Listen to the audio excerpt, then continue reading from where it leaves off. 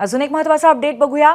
महसूल प्रशासन वेळेत जात प्रमाणपत्र देत नाही, त्यामुळे महसूल मंत्री चंद्रशेखर बावनकुळेंच्या नागपूर जिल्ह्यामध्ये अनेक गरीब पारधी विद्यार्थिनींवरती शिक्षण अर्धवट सोडण्याची आणि समाजाच्या दबावामध्ये अल्पवयातच लग्न करण्याची दुर्दैवी वेळ आली आहे। जात प्रमाणपत्रासाठी अर्ज करून 2 वर्षांचा कालावधी उलटल्यानंतरही महसूल अधिकारी जात प्रमाणपत्र देत नाहीत, म्हणूनच विद्यार्थिनींवरती ही दुर्दैवी स्थिती ओढवलेली आहे।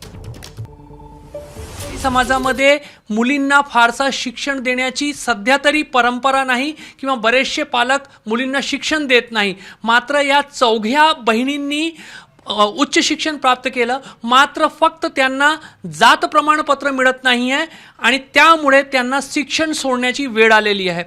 मला सांग, तू काय शिकलेली आहे आणि आता तुझ्यासमोर काय अडचण आहे? माझे नाव शिवानी सेनापती राजपूत आहे। माझं ग्रॅज्युएशन BCom झालेलं आहे। तर एज्युकेशन करत असताना आम्हाला कास्ट लागतेच, ही सर्वात मोठी प्रॉब्लेम आहे। आम्हाला कास्ट तर लागतेच, पण आम्हाला काही कारणांमुळे कास्ट आमची बनत नाही। कास्ट जर आम्ही बनवायला गेलो तर त्यासाठी आम्हाला 1950चा पुरावा मागतात। तर तितका जुना पुरावा त्या जमान्यात, म्हणजे जुन्या जमान्यातले लोक जे शिकलेले नाही, काही नाही, तेवढाच जुना पुरावा आम्ही कुठून आणू? आम्हाला तेच पुरावा मागतात। तर आम्ही काय करू त्याच्यात? सर, माझं MA झालं आहे, पोस्ट ग्रॅज्युएशन MA पॉलिटिकल सायन्समध्ये। तीच कास्टची जी प्रॉब्लेम आहे तीच प्रॉब्लेम आहे सर मेन। त्याच्यामुळे आम्हाला कधी स्कॉलरशिपचा फॉर्म पण नाही भरता येत कास्ट नसल्यामुळे। आणि आमची जी लोक होते ती आधीपासूनच जंगलात राहत होते। कुठल्याही प्रकारची कुठेही नोंदणी नाही। आम्ही कुठून आणावं? ते जंगलातून आणू नाही शकत ना। मला MBA करायचं होतं। आता माझी CETची एक्झाम होती, तर मी CETची एक्झाम दिलीच नाही, कारण की माझं व्हॅलिडिटी आहे नाही। तर तेच प्रॉब्लेम होती।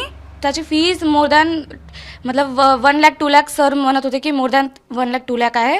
तर माझी फायनान्शियल तेवढी मी स्ट्रॉंग नाही आहे, तर त्याच्या कारण मी करू नाही शकले। आज मुली शिकल्या आणि आता ही अडचण येत आहे, कसं काय भावना आहे? नाही सर, हे एवढी अडचण येत आहे की आम्ही एवढी मेहनत केली, रोजमजुरी करून इथपर्यंत मुलींना शिकवलं आणि आता यांना एवढी अडचण येत आहे, तर त्यांचं भविष्य खराब होत आहे ना सर। माझी मेहनत बी वाया जात आहे।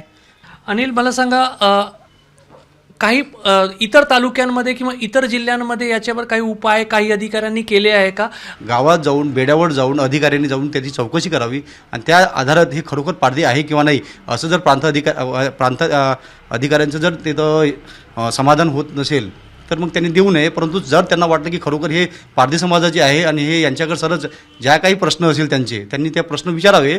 आम्ही पारधी असेल तर ते 100% त्यांना त्याचे उत्तर देतील। म्हणजे पारधी बेड्यावर गावांमध्ये जाऊन ग्रहभेटी, मौका चौकशी करून सरकारी अधिकाऱ्यांना असे प्रमाणपत्र देण्याचा नियम आहे, त्याचं पालन होत नाही आहे? हो सर, 100% सर।